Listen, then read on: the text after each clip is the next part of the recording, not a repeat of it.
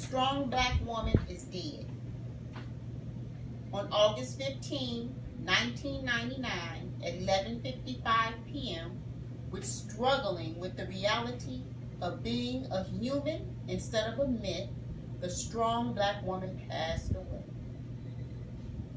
Medical sources say she died of natural causes, but those who knew her knew she died from being silent when she should have been screaming, milling when she should have been raging, from being sick and not wanting anybody to know because her pain might inconvenience them.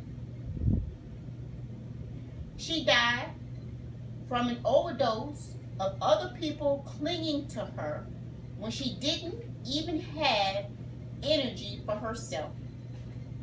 She died from loving men who didn't love themselves and could only offer her a crippling reflection.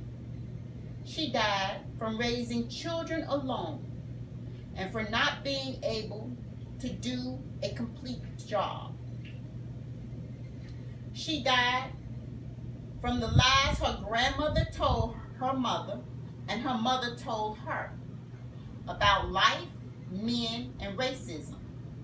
She died from being sexually abused as a child and having to take that truth everywhere she went, every day of her life, exchanging the humiliation for guilt and back again.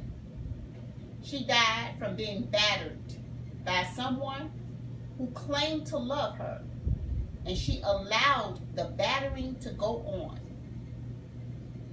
to show she loved him too.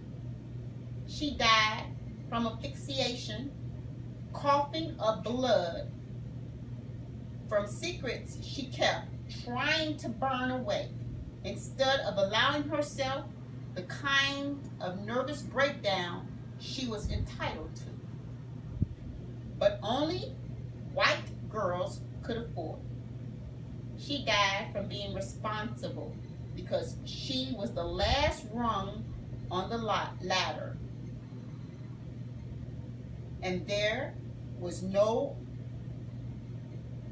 one under her.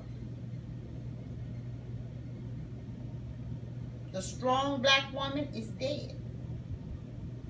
She died from multiple births of children she never really wanted, but was forced to have by the strangling mortality of those around her. She died from being a mother at 15, a grandmother at 30, and an ancestor at 45. She died from being dragged down and set upon by uninvolved women posing as sisters. She died from pretending the life she was living was a Kodak moment instead of a 20th century nightmare.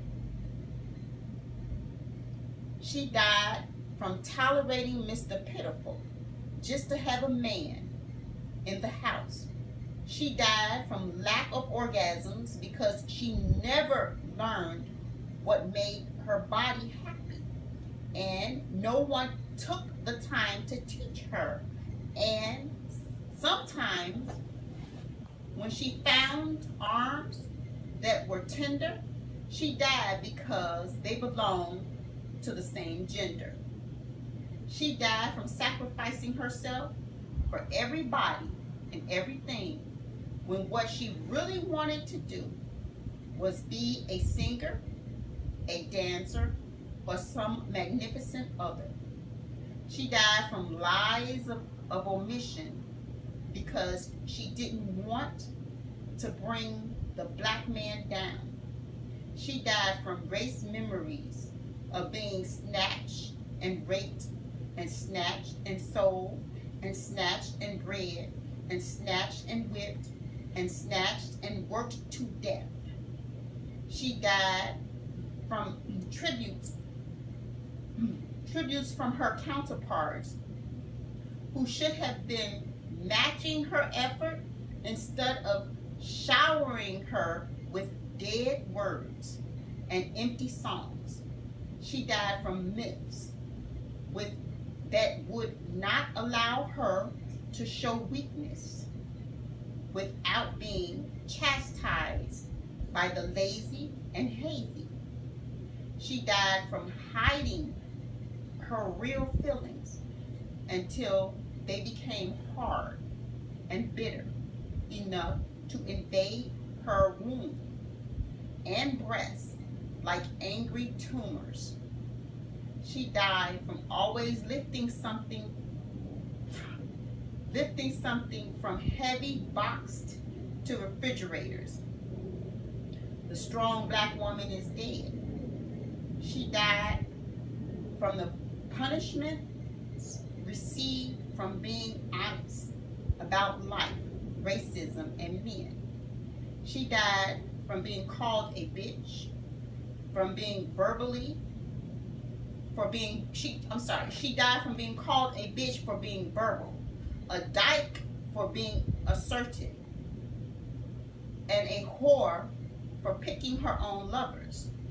She died from never being enough of what men wanted, or being too much for the men she wanted. She died from being too black and died again for being not black enough. She died from castration every time somebody thought of her as only a woman or treated her like less than a man. She died from being misinformed about her mind, her body, and the extent of her royal capability. She died from knees pressed too close together because respect was never a part of the foreplay that was being showed to her. She died from loneliness in birthing rooms and aloneness in abortion centers. She died of shock in courtrooms where she sat alone, watching her child being legally lynched. She died in bathrooms where her veins bursting open with self-hatred and neglect. She died from her mind fighting life, racism, and men, while her body was carted away and stashed in a human warehouse for the spiritually mutilated. And sometimes, when she refused to die, when she just refused to give in, she was killed by the lethal images of blonde hair, blue eyes, and flat butts, rejected by the OJs, the Quincy's, and the Portiers. Sometimes she was stoned to death by racism and sexism, executed by high-tech ignorance, while she carried the family in her belly, the community on her head, and the race on her back. The strong, silent, talking black woman is dead. Or is she still alive and kicking? I know I am still here.